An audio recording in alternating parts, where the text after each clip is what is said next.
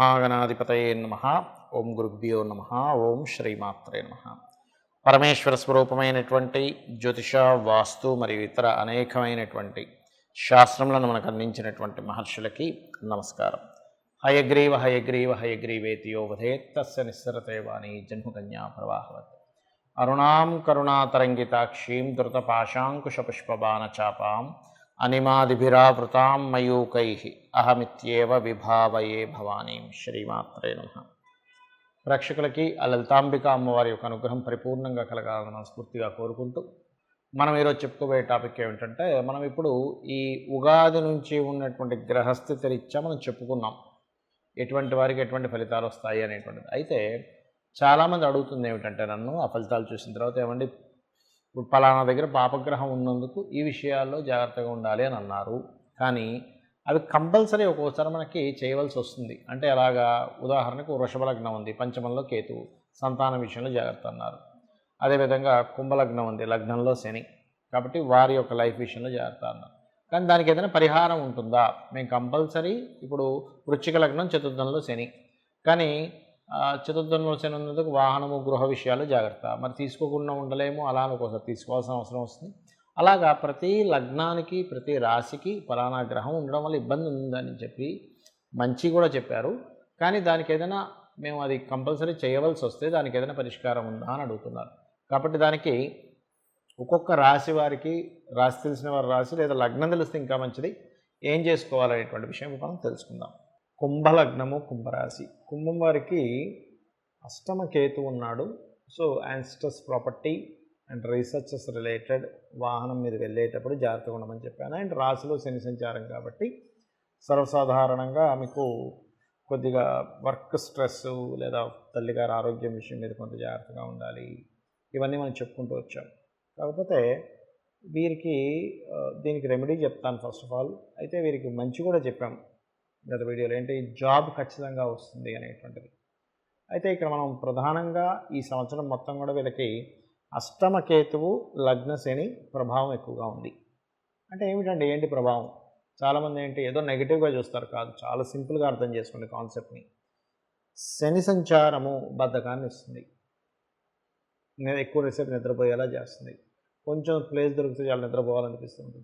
లేకపోతే ఎక్కువ over stress వల్ల నిద్ర రాకపోవడం కూడా చేస్తుంది కొంతమందికి. ఇప్పుడు మరి అది ఏం చేయాలి అంటే, సింపుల్గా నూనె, ఆయిల్ ఉంటుంది, ఆయిల్ మీకు టెంపుల్ దగ్గరలో ఉండే టెంపుల్స్లో ఆయిల్ దానంగా ఇవ్వండి, లేదా నల్లటి వస్త్రాలు ఎవరికైనా ఇవ్వండి, నువ్వులు దానంగా ఇవ్వండి. ఎందుకంటే దానమే ఇవ్వాలి లగ్నంలో సంచారం జరిగేటప్పుడు ఎప్పుడు కూడా. బికాజ్ ఆఫ్ మనలో నుంచి ఆ ఎనర్జీ, నెగటివ్ ఎనర్జీ అనేది పోయి పాజిటివ్ ఎనర్జీ శనిస్తాడు మనకప్పుడు. ఇది ముఖ్యంగా గుర్తుపెట్టుకోండి రాశిలో శని సంచారం జరిగేటప్పుడు.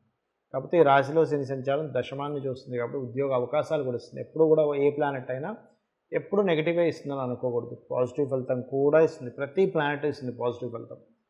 అన్ని ప్లానెట్లు మన కర్మ బట్టి దాని నెగిటివ్ నదిస్తుంది, మన కర్మను బట్టి పాజిటివ్ కూడా ఇస్తుంది, గుర్తుపెట్టుకోండి. కాబట్టి ఉద్యోగ అవకాశాలు బ్రహ్మాండంగా ఇస్తుంది. కాకపోతే అష్టమ కేతువు గురించి మాట్లాడుకున్నాం మనం.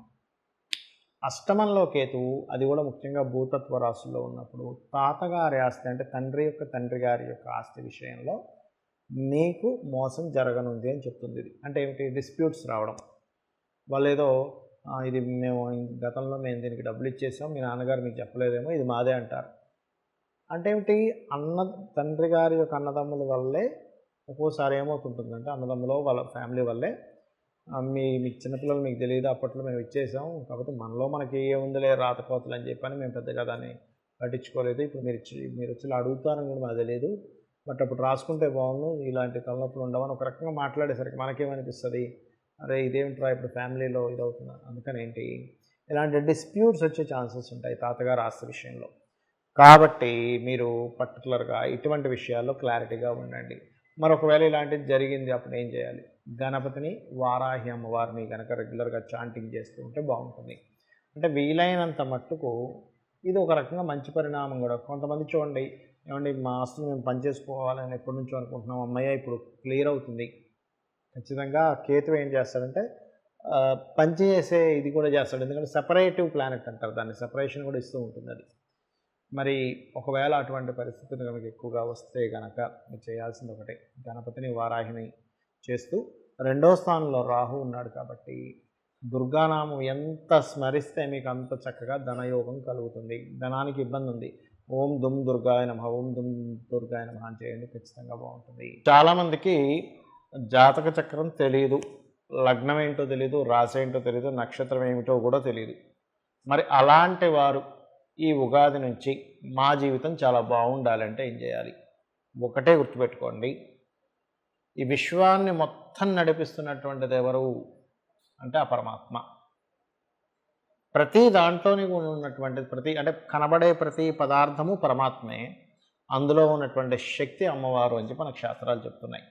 కాబట్టి జాతకం ఎలా ఉన్నా కానీ ఒకటే గుర్తుపెట్టుకోండి, మీరు ప్రతి దాంట్లోని ఆ యొక్క భగవంతుణ్ణి దర్శించుకుంటూ లోపల ఉన్నటువంటి శక్తి, అది నడవడానికి గల శక్తి అమ్మవారిని మీరు ఎప్పుడైతే భావిస్తారో కంప్లీట్గా, మీకు జరిగేటువంటి లైఫ్లో జరిగేటువంటి ఏవైతే అప్ అండ్ డౌన్స్ ఉంటాయో ఆ అప్ అండ్ డౌన్స్లో కూడా పరమాత్మని చూస్తారు.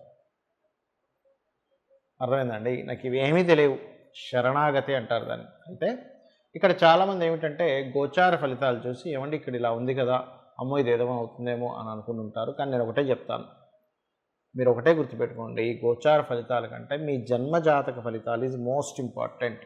అంటే మీరు ఏదైతే కర్మ పూర్వజన్మల్లో చేశారో ఆ కర్మ ఆధారంగా గ్రహాలు అక్కడికి వచ్చి స్థితి పొందుతాయి. దానివల్ల మీరు మంచిని పొందుతుంటారు, కాస్త ఇబ్బందికరమైనటువంటి వాతావరణం కూడా ఉంటుంది.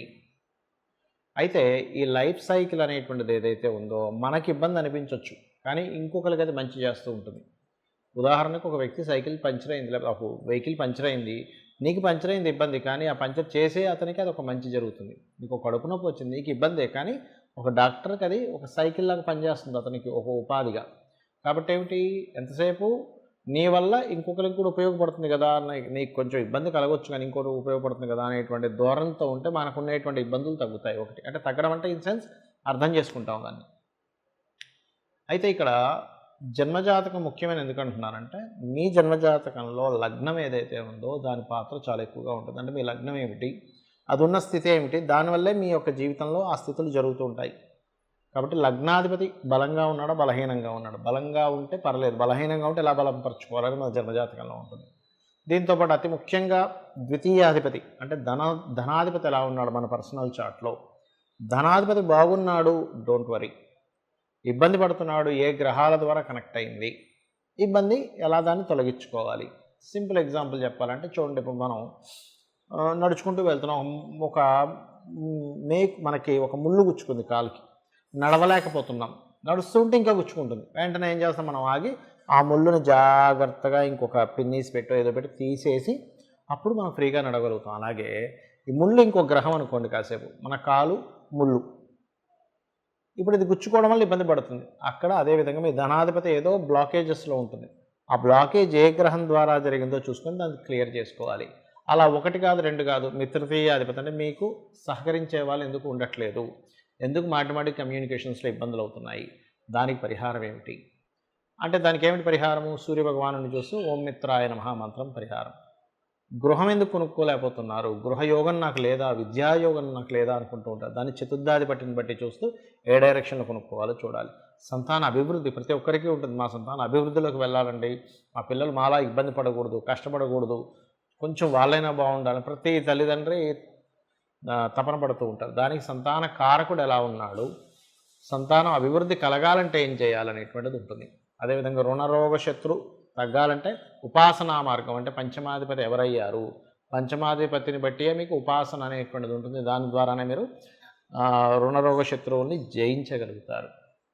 ఆ రకంగా ఏంటంటే ఒకటి కాదు రెండు కాదు, మీకు వివాహ సమయం కానివ్వండి, ఉద్యోగం చేస్తుందా, ఉద్యోగం చేస్తే బాగుంటుందా, మీకు వ్యాపారం చేస్తే బాగుంటుందా, అది ఇక్కడ చేస్తే బాగుంటుందా, విదేశాల్లో చేస్తే బాగుంటుందా. ఎందుకంటే చాలామందికి ఏమిటంటే ఉద్యోగం ఇక్కడ వెతుక్కుంటూ ఉంటారు, ఏదో చిన్న ఉద్యోగం వస్తుంది, వీళ్ళ టాలెంట్కి తగ్గ ఉద్యోగం రాదు, అప్పుడు చాలా బాధపడుతూ ఉంటారు, అంటే ఏమిటండి అసలు నా టాలెంట్ ఏమిటి, ఉద్యోగం ఏమిటి అని.